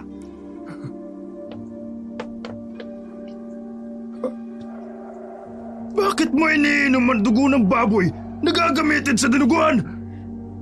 Uhaw na uhaw ako, Gusting. At etong dugo lang ang nakapawi ng pagkauhaw ko. Mahabagin Diyos! Anong nangyayari sa'yo, Koring? Gusto ko ng karne. Karne? Anong klaseng karne? Preskong karne. Teka, ikaw? Ako? Oo, ikaw. Gusting, naamoy ko ang dugo mo at ang presko ng laman mo. Diyos ko po, hindi na normal ang asawa ko. Aalis na ako rito. Baka kung ano pang gawin niya sa akin. Gusting! Bumalik ka rito! Gusting! Walang habas na tumakbo si Mang Gusting palabas ng kanilang bahay. Takot na takot dahil sa kanyang nasaksihan. Samantala, sa di kalayuan, nagkukumpulan ng mga tao sa harap ng bahay ni Aurea. Bagaman kinakabahan, lumapit pa rin si Gusting upang alamin ang nangyayari. Anong nangyayari? Ay, nakakapanghilakbot ang nangyari kay Aurea. Natagpuan ang katawan niya sa may ilog. Wakwak ang tiyan at wala ang lamang loob. Diyos ko po, anong klaseng kriminal ang may kakayahang gumawa niyan? Aswang ang may gawa dyan. Naku, nakakatakot na dito. Sa baryo natin, may gumagala ng mga aswang. Aswang? Ay, Diyos ko, Hindi kaya... Ay, huwag naman sana. Wala naman lahing aswang ang pamilya namin. Pero, ang nakita kong ginawa ni Coring kanina... Tay! Bonifacio, saan ka ba galing? Diyan lang ho, Itay. Kayo, bakit kayo narito sa labas? Anong nangyari? Bakit maraming tao sa bahay ni Aling Aurea? Anak, patay na siya nung natagpuan kagabi. Wakwak ang tiyan at nawawala ang mga lamang loob. Ganun po ba? Oo. Teka, bakit namumutla ka? At bakit nakahubad-baro ka? Mainit po kasi. Sige, uuwi muna ako. Huwag ka munang umuwi. Pero Itay, bakit po? Basta, huwag muna. Dito ka lang. Pero Itay, napakainit to. Parang nasusunog ang balat ko sa init. Ha? Ano? Kaya uuwi muna ako. Diyan na kayo. Teka lang! Nabigla si Gusting sa sinabi ng kanyang anak. Dahan-dahan niya itong binitawan. Nanlulumo at nahulog sa malalim na pag-iisip. Dahil tila ba may mali sa mga nangyayari. Samantala, nagmamadaling umuwi si Bonifacio sa kanilang bahay. At hinanap ang kanyang ina. Natagpuan niya ito sa kusina. Nakatulala habang nakatingin sa nagkalat na pira-pirasong lamang loob ng baboy. May dugo rin ito sa mga kamay at sa kanyang bibig. Nay, parang may hindi yung normal na nangyari sa akin kagabi. Sa akin rin, anak. Teka, kinain niyo ba ang hilaw na lamang loob ng baboy? Hindi ko na alam kung paano at bakit. Basta nakaramdam ako ng matinding uhaw at gutom. Kumain ako ng pagkain, pero hindi maibsan ang gutom ko. Kahit anong inom ko ng tubig, hindi nawawala ang pagkauhaw ko. Nawala lamang ang gutom at ang uhaw ko nung uminom ako ng dugo at kumain ako ng hilaw na lamang loob ng baboy. Inay, kagabi, hindi ko alam kung panaginip lamang. Pero naalala ko, nakita ko si Aling Aurea. Sinalakay ko siya. Napatay ko siya, inay. At kinain ko ang lamang loob niya. Hindi ko maunawaan ang nangyayari sa atin, anak. Parang may kung anong mahikang itim ang nagdidikta sa akin. Inay, kaliban na ba tayo? Ayoko mang isipin, anak. Pero para na tayong mga aswang. Hindi makapaniwala si Bonifacio sa sinabi ng ina. Takot na napatingin siya rito sa mga nagkalat na lamang loob at sa dugo sa bibig nito. Ayaw niyang isipin na isa na siyang aswang. Sa naguguluhang isipan, tumakbo siya papunta sa silid niya at doon sinuntok niya ang dingding dahilan upang mabutas ito. Hindi! Hindi ako halimaw. Hindi ako aswang! Nagkakamali lang si inay. Panaginip lang ang nangyari sa akin kagabi. Hindi totoo ang lahat ng yun! Anak, Nay, hindi pwedeng maging aswang ako. hindi ko rin alam kung paano nangyari to, anak. Wala akong alam. Ah! Ayoko maging isang halimaw! Bonifacio, Ayoko! Umalingaw-ngaw sa buong kabahayan ang boses ni Bonifacio habang pinagsusuntok ang dingding sa kanyang silid. Inawat siya ni Coring, ngunit hindi niya ito magawang pigilan.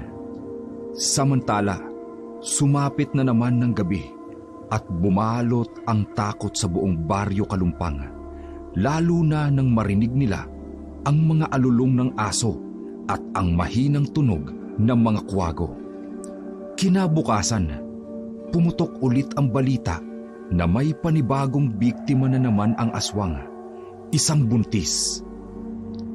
Diyos ko, ano na ba itong nangyayari sa baryo natin? Kawawa naman si Adela. May pinatay na naman ng aswang. Diyos ko, sana mali ang hinala ko.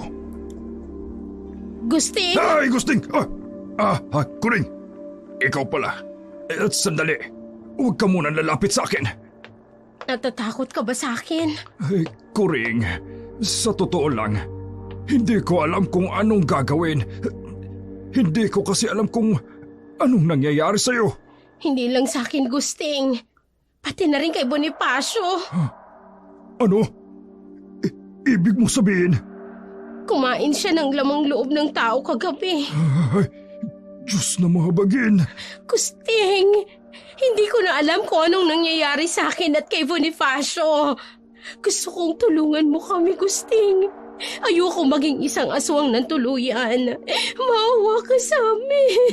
Kuring, hindi ko alam ang gagawin. Gusting, pumunta ka sa bundok. May narinig akong sabi-sabi na mayroong kilalang albularyo doon. Puntahan mo naman. Baka matulungan niya kami. Sige, susubukan ko. Pupuntahan ko ang sinasabi mong albularyo.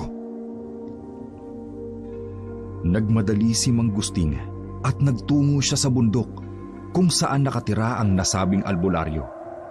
Abot-abot ang kanyang kaba dahil sa takot sa nangyari sa kanyang mag-ina. Pagkarating niya sa bahay ng albularyo, naabutan niya ang matandang babae na nagsisiga gamit ang bunot ng nyug at nagpapausok ng insenso. Kaagad siyang nilapitan nito at nagpakilala. Anong sadya mo sa aking tahanan? May nakapagsabi ho sa akin na magaling daw ho kayong albularyo. Oo, marunong akong manggamot. May sakit ka ba? Ay, hindi ho ako. Yung asawa at anak ko. Anong sakit nila? Nagpapakita ho kasi sila ng katangian ng isang aswang. Ay, bakit po? Wala ba kayong lahi ng aswang? Naku, wala po. Kaya nga labis ho ang pagtataka ko kung bakit nangyari sa mag-ina ko yun. Nakakain na ba sila ng preskong laman at dugo ng tao? Hindi ko po sigurado. Nararamdaman ko ang pag-iimbot sa kalooban ng asawa mo at ang pagkahayok ng anak mo sa laman. Paanong? Dalhin mo ko sa kanila. Titignan ko kung anong magagawa ko. Sige po. Agad na isinama ni Gusting ang albularya sa kanilang bahay. Patago niyang pinapasok ito upang hindi makita ng mga tsismosa nilang kapitbahay.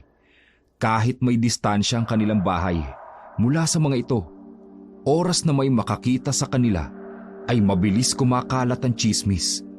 Pagkapasok nila sa loob ng bahay, kaagad silang sinalubong ni Kuring at Bonifacio. Mabuti naman at nadala mo siya dito, Gusting. Tay, maraming salamat. Maupo ka muna. Hindi na kailangan. Hindi rin ako magtatagal. Ano? Pero gagamutin mo pa kami, hindi ba? Oo nga, hindi ka pwedeng umalis. Gamutin mo kami. Ibalik mo kami sa dati. Nasaan ang kwadernong ninakaw mo? O paano mong nalaman ang tungkol sa kwadernong itim? Gusting, sinabi mo ba sa kanya? Kuring, wala akong sinasabi sa kanya na kahit ano. Ay kung ganon, paano niya nalaman? Wala kayong may tatago sa akin. Ibigay mo sa akin ng kwaderno. Kahit anong mangyari, hindi ko yun ibibigay sa'yo. Gusto mong tulungan ko kayo, hindi ba? Oo, pues ibigay mo sa akin ng kwaderno. Ibigay mo na, inay. Pero sa akin yun. Hindi sa'yo yun. Inagaw mo lamang yun sa babaeng may itim na kwaderno rito sa baryo. Pero dahil sa kasakiman mo, kaya ito napunta sa'yo. Walang hiya si Hiraya, oo. Siya bang may pakana ng lahat ng ito? Ibigay mo na lamang sa akin ang kwaderno. Walang nagawa si Kuring nang kunin ni Bonifacio ang itim na kwaderno mula sa baul ng kanyang ina at ibigay ito kay Mayang. Kaagad na lumabas ng bahay si Mayang at sumunod sa kanya si Gusting. Nang nasa daan na sila, pabalik sa bundok, ay kinausap siya ng matandang albularya. Ang kwadernong ito ay nagdadala ng 2 uri. Anong ibig ninyong sabihin? Swerte at kamalasan. Depende kung sinong may hawak. Ang kabayaran ng kasalanan sa paggamit nito ay ang sumpa ng pagiging aswang. Si Hiraya ang unang may hawak niyan. Pero payapa naman ang pamumuhay nila noon. Hanggang sa ginulo sila ng asawa at anak ko. Dahil mabuting kanilang kalooban.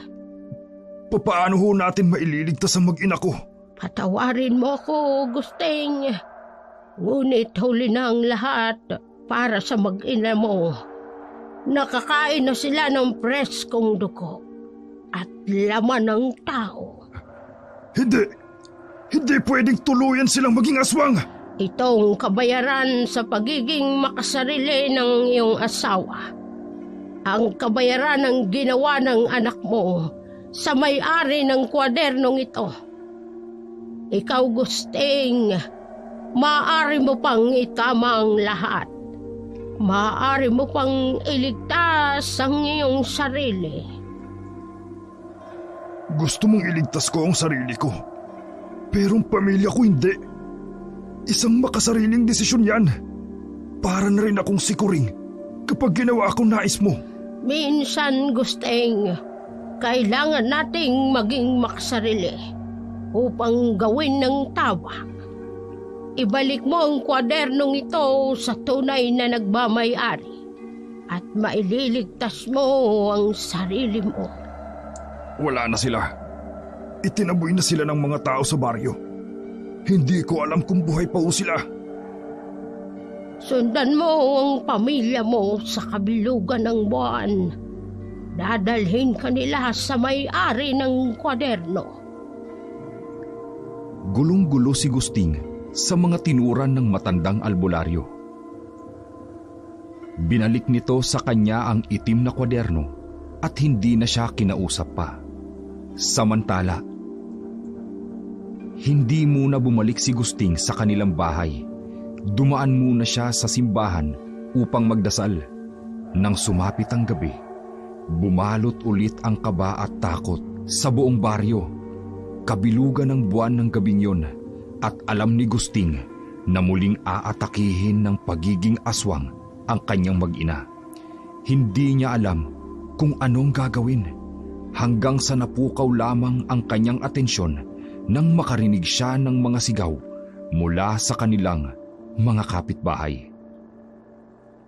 Bilisan ninyo! Napuruan yata ni Antonio ang aswang! Uy, bilis! Bilisan mo, anak. Hindi nila tayo pwedeng maabutan. Pero inay, Bonifacio! may tama na ako sa sikmura at sa paa. Hindi ko na kayang tumakbo ng Hindi kita mabilis. pwedeng iwan, anak. Sabay tayong tatakbo at tatakas. Kaya bilisan mo. Hindi kayo iwan ni nanay. Sige na. Bilisan nyo! Patayin natin ang aswang! Bilis! Yung kapitbahay ang mga aswang na tumatakbo sa kakahuyan!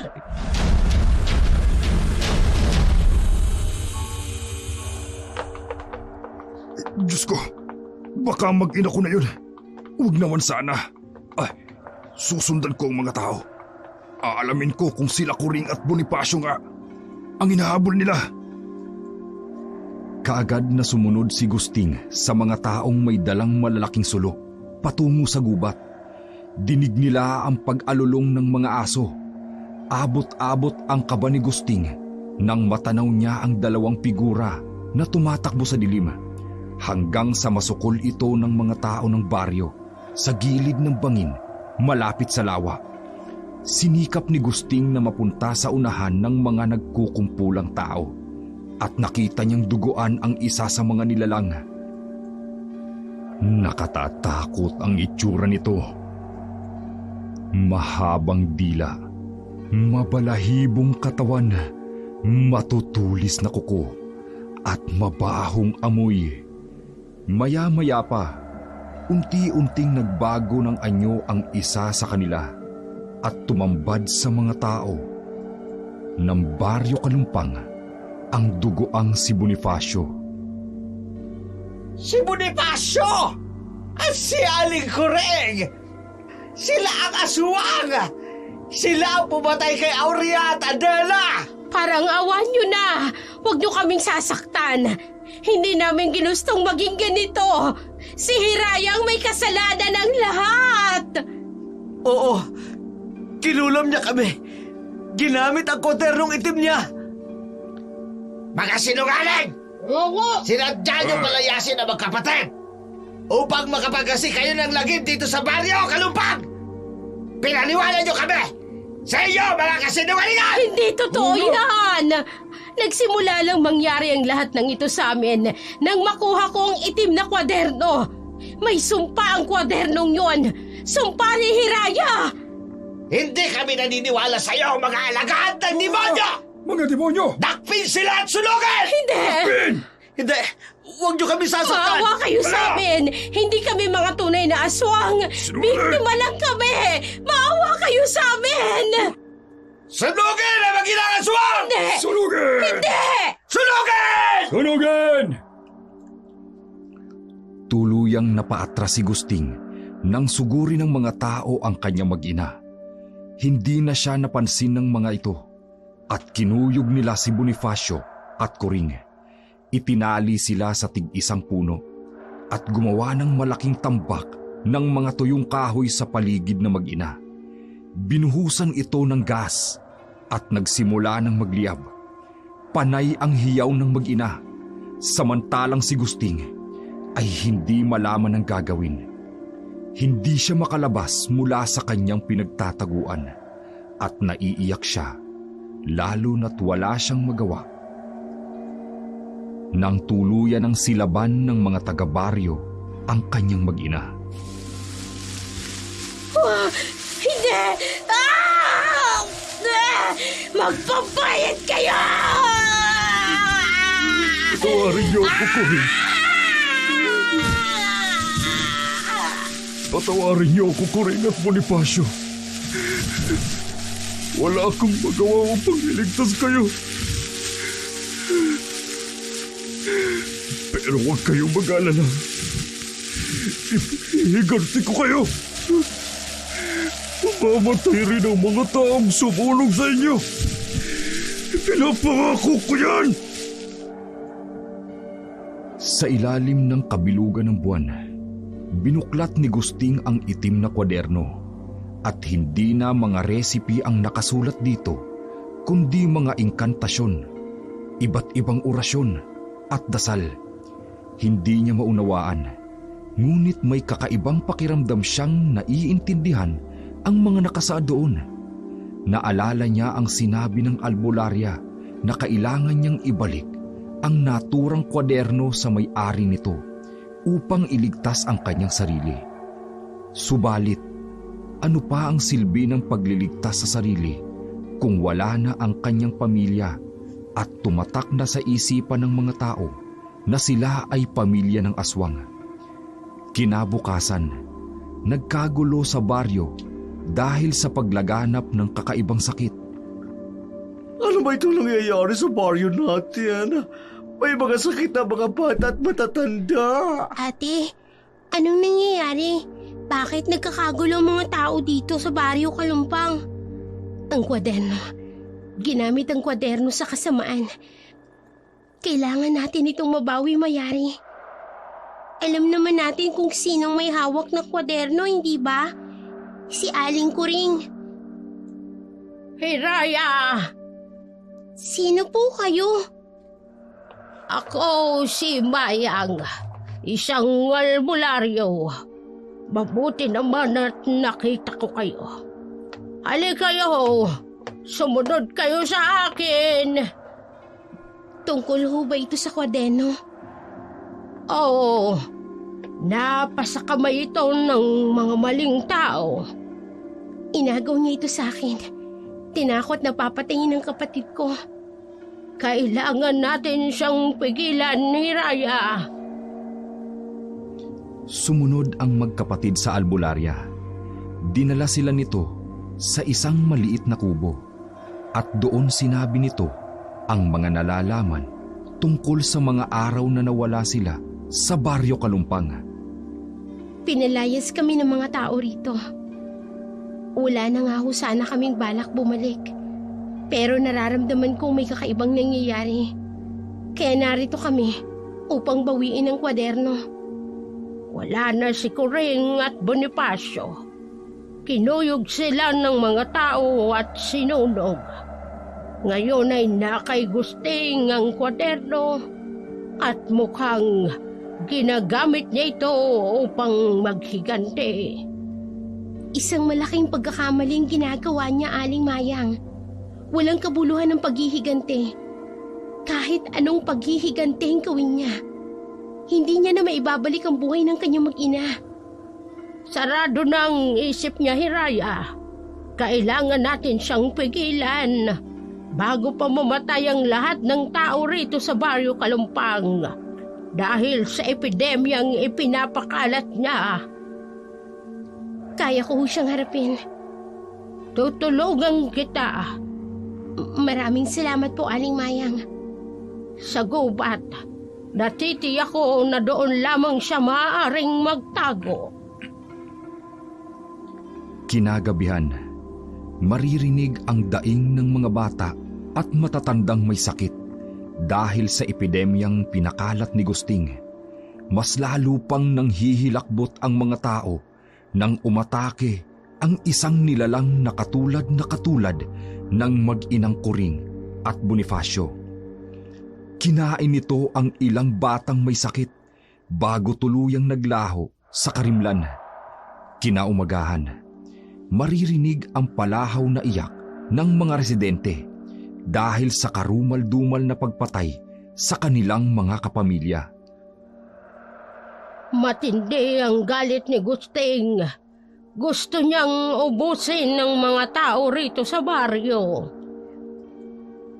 Magtutungo na po tayo ngayon sa gubat, Aling Mayang. Dahil habang lumilipas ang oras, mas lalong lumalakas at nagiging mas maalam ang inkantasyon ni Mang Gusting. Tama ka, Hiraya. Tayo na. Mayari, tayo na. Opo, ate. Nagtungo ang tatlo sa gitna ng gubat. Inihanda ni Mayang ang kanyang mga pangontra sakaling magpakita si Gusting sa kanila. Mas mabuti na ring maging handa dahil hindi nila alam kung gaano ito kalakas bilang isang aswang. Maya-maya pa, nakarinig sila ng kaluskos at lumabas si Gusting. Hiraya! Hindi ko akalain na babalik ka sa baryong ito! Hindi ba't itinakwil ka na rin ang mga tao rito? Hindi silang dahilan kung bakit ako bumalik. Mang Gusting, may mahalaga akong bagay na dapat bawiin. Ang kwaderno! Ibalik mo na sa kanya ang kwaderno, Gusting. Wala nang saysay kung maghihiganti ka pa. At wala na ring saysay kung ibabalik ko pa sa kanya ang kwaderno. Patay na ang mag-ina ko. Wala na akong pamilyang babalikan. Subalit maaari ka pang magbagong buhay, Mang Gusting. Alam kong hindi ka masama. Nadudurog lamang ang iyong kalooban nang dahil sa nangyari sa iyong pamilya. Subalit hindi mo yung kasalanan. Mag-ina mo ang gumawa ng kanilang sentensya. Nang dahil sa kwadernong ito, kaya nawala ang mag-ina ko. Kung hindi ka sana dumating sa baryong ito, hindi sana magkakainteres si Kuring na kunin ang kwadernong ito. Kaya ikaw ang may kasalanan kung bakit nasira ang pamilya ko. Huwag mong isisi sa akin ang pagiging ambisyosa ng asawa mo, Mang Gusting. Nananahimik kami ng kapatid ko, pero ginulo niya kami. Ang totoo Ang kwadernong yan ay nagdudulot ng swerte at kamalasan, Gusting. Sinasabi ko to sa iyo. Inabuso ng mag-ina mong swerteng hatid nito. Ginamit sa kasamaan, kaya pinagbayaran nilang kapalit ng swerte na galing sa kwaderno. At ano ang kapalit? Ang maging aswang? Ang sunugin ng mga tao? Sobra naman yatang kabayaran yon. At ikaw, Hiraya, sisiguraduhin kong susunod ka sa mag-ina ko. Hindi ko ibabalik sa iyo ang kwaderno hanggat hindi ko napapatay ang lahat ng mga taga-baryo Kalumpang. Ayun ang aswang! Ang aswang! Ate, sinundan tayo ng mga taga-baryo. Nanlaki ang mga mata ni Gusting nang makita ang mga tao sa baryo Kalumpang na may daladalang mga pangontra laban sa aswang.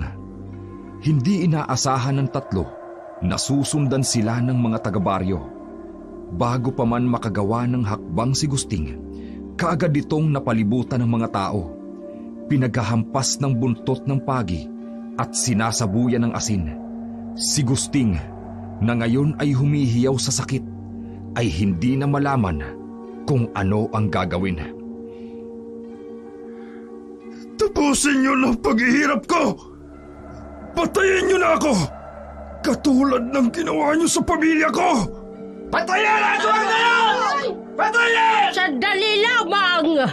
Wag na muna. Hindi siya katulad ng kanyang mag-ina. Pero, pumapatay siya ng mga bata at matatanda. Kailangan niya ang lamang loob nila. Aswang siya! Kailangan siya mamatay! Hayaan niyo na ako, Aling Mayang. Hindi ko na rin naman kayang mabuhay ng walang mag-ina ko. Hiraya, kunin mo na ang kwadernong ito. Maaari ko pang mahanapan ng lunas ang nangyari sa iyo, Mang Gusting. Sisikapin kong matulungan ka. Hindi na. Ayoko nang mabuhay pa. Sapat na sa akin ang patawarin mo ko. Alam kong pinagtangkaan kitang paghigantian. Pero tama ka. Hindi mo kasalanan ang kasalanan ng asawa ko at ng aking anak. Ako na ang humihingi ng kapatawaran sa lahat ng kasalanan nila sa iyo. Pinapatawad na kita, Mang Gusting. Akin na ang gas at lighter. Mang Gusting? Pakiusap, Mayari. Kunin mo sa kanila ang gas at lighter. Heto po. Salamat. Ate, ibinubuhos niya sa sarili niyang gas. Huwag kang titingin, Mayari. Huwag kang titingin. Ako na ang tatapos sa sarili kong buhay sa harapan ninyong lahat. Saksi ang buong baryo sa kasalanan na ginawa ng pamilya ko. At humihingi ako ng kapatawaran dahil sa kasalanang nagawa ng mag-ina ko sa magkapatid na Hiraya at Mayari. Ang babaeng may itim na kwaderno sa ating baryo. Hindi siya mangkukulam at hindi rin siya aswang. Nais kong itama ang pagkakamaling ginawa ng asawa ko. Sana hayaan ninyo silang muling manirahan sa baryo Kalumpang at huwag na kayong matakot na magkaroon ulit ng aswang sa baryong ito. Dahil ako na ang huli! Ah! Oh, Diyos ko! Sinilaban ni Gusting ang sarili niya! Patawarin niyo ang pamilya ko! Ah! Tuluyang natupok at naging abo ang katawan ni Gusting. Halo-halong emosyon ang naramdaman ng mga tao sa nangyaring yun. Ang iba ay naawa, habang ang iba naman ay nagsasabing tama lang ang ginawa ni Gusting. Samantala, makalipas ang ilang araw, kinausap ng mga taga-baryo ang magkapatid na Hiraya at Mayari at sinabi nilang maaari silang manirahan sa Baryo Kalumpang. Tutulungan nila ang dalawa na muling magtayo ng isang maliit na bahay kubo. Pero magalang na tumanggi ang magkapatid at muling bumalik sa kanilang tirahan sa bundok kung saan ay tahimik. Hindi na natin muling gagamitin ang kwaderno ni Lola Salome, ate. Hindi na. Ayoko na may magka-interes ulit dito. Kagaya ni Aling Kuring. Magbubuhay naman tayo kahit hindi natin ginagamit ang kapangyarihan nito. Magaling ka naman talagang magluto, ate. Na-enhance lang ng orasyon galing sa kwaderno. Binola mo pa talaga ako. Pero hindi na natin gagamitin pa to. Ayoko nang mapunta ulit sa kamay ng masasamang tao. Sayang, ate. Namatay ka agad si Lola. Napakagaling na albularyo at antingera. Matanda na si Lola Salome. Kailangan niya na magpahinga. At itong kwaderno niya, itatago nating maigi. Upang hindi na muling mapunta sa masasamang mga kamay. Para wala ng aswang na makapaghasik ng kasamaan, kapalit ng paniningil ng itim na orasyon. Itinago ng magkapatid ang itim na kwaderno. Lumipas ang mga taon, nakapagtapos ng pag-aaral si Mayari at nagkaroon ng sariling pamilya si Hiraya.